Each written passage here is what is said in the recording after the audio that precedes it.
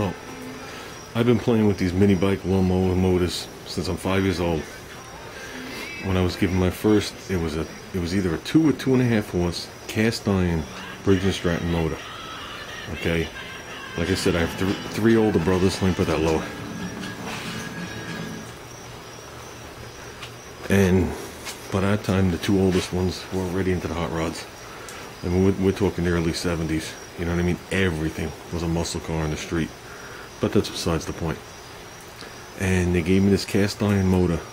It was taken off an old reel mower. You know, like remember the push reel mowers with the blades that took your feet off? Well, there was a period where they put cast iron 2 or 2.5 horses. I think they're 2 horse motors on there. And they gave me this motor. And it's totally different than this motor. This motor here has a side cover. Those motors were solid and the bottom one bolted off. That I remember. It's still the same 4 bolts. Like I said, it was made of cast iron, not aluminum. But they gave me this motor, had a muffler on it and a carburetor and no fuel tank. And I remember my parents flipping out on my brother for giving it to me, because I was out there with a screwdriver and a hammer punching holes in my play school table, you know, my workbench, to mount this thing on there. And I did, because it was always nuts and bolts and junk from all the, you know, the drag cars and everything.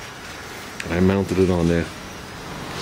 And I remember us sitting down to dinner, and me getting up early for dinner, and going outside, and I took one of those plastic bottles you'd put stuff in there to wash out, I guess, flush out your ears. And I remember putting gasoline in there, taking it from the gas can, my father's lawnmower.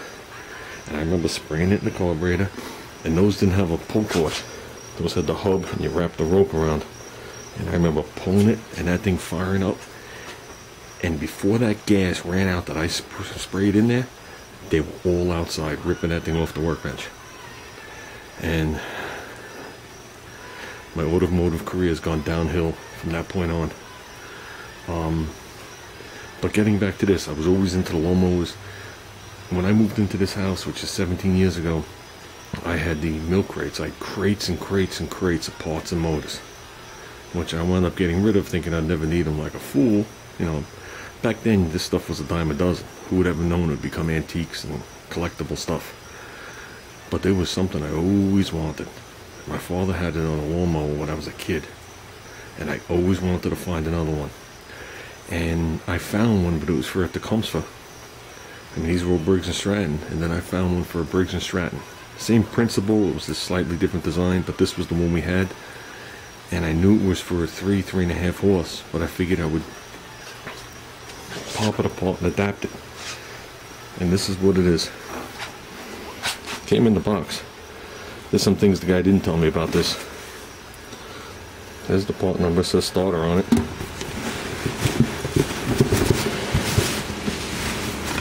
I knew it was used. And that's what it is. Let me flatten out this box. I don't know if you have to be a little older, or at least my age, to remember this stuff.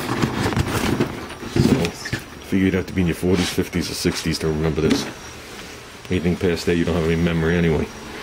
But Briggs & Stratton called it the Easy Spin Starting. Enough that there is. Okay, like I said, I know it's for a 3.5 horse. It's actually in very good condition. Okay, and what you did was, hopefully I could do this with one hand.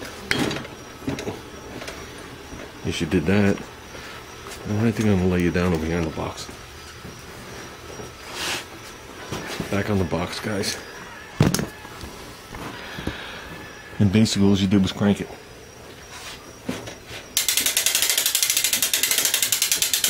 And when you were done, you flipped it back and you would nail the throttle. And when you nailed the throttle, you would actually pull this lever. And the starter would actually spin. Well, if you look at it, when you went like this, it released this little gear and the starter would spin and start your lawnmower. And if it didn't start, you did it again. Now I was going to take this and I wanted to adapt it to here. And so I figured, how sick would that be if I put it on there? But right off the bat, this circle where it mounts is smaller, and it doesn't seem to work. I said it worked, but it doesn't seem to work. So, I mean, if it starts to work now, it's going to chew my fingers off. But, doesn't look like it's ever been apart, because I know you pry those tabs over to get into it. So, like I said, you can see the cover's smaller. This is, like I said, for a 3.5 horse. But, this might be one of those projects like, George and Scott did with the horns and stuff like that, that I might just take it apart. I'm not going to say fully restore it, but make it functional and just hang it on the wall. So, I mean, it came with this. You can still see the label and serial number on there. Oh, let me see. Yeah, according to that date code, it's 1967. So, and it should be a 3-horse according to this. But I like how it says winter, 5 weight, 20 weight. Where you mowing your lawn in the winter. If it's that cold that I gotta drop the oil weight down, then the grass ain't growing. But it came with that. And it came with the air cleaner, which I'm assuming is from this one. Probably went right like that. So it's a nice piece. There's a nice foam in there. Like I said, what I'm going to do with it, I'm not sure at this point, so I'm just going to package it up and put it back. I figured this was a warranty part 45 years ago, and it was thrown in the box. And it just laid since then. That's probably why it's so clean. Probably broke the first year. So, well, that's it. I just figured I'd share that with you guys.